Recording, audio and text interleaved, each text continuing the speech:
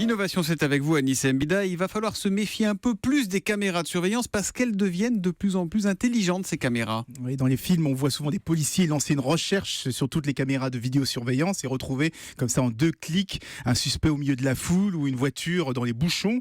Eh bien, aujourd'hui, la réalité rattrape la fiction. Ce sont des choses qui sont désormais possibles. Un exemple, vous avez un enfant perdu au milieu d'un centre commercial. On pianote, petite fille, 10 ans, manteau rouge et clic.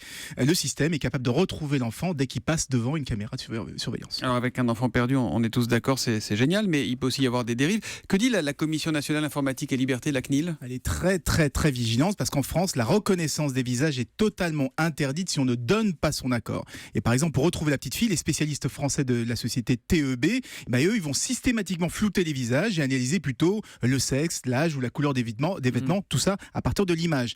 Mais aujourd'hui, les algorithmes sont tellement avancés qu'ils sont capables de reconnaître une personne de 3/4 qui marche au milieu de la foule, ce qui intéresse évidemment beaucoup de monde et en particulier les services antiterroristes. Non, mais il y a besoin de nouvelles caméras ou ça fonctionne déjà avec celles qui existent ? Ça marche avec celle actuelle, il faut juste installer un nouveau logiciel d'analyse et ça change tout parce qu'avant les agents de sécurité devaient avoir les yeux partout et maintenant ce sont les caméras qui sont capables de comprendre ce qu'elles voient et de donner l'alerte toute seule.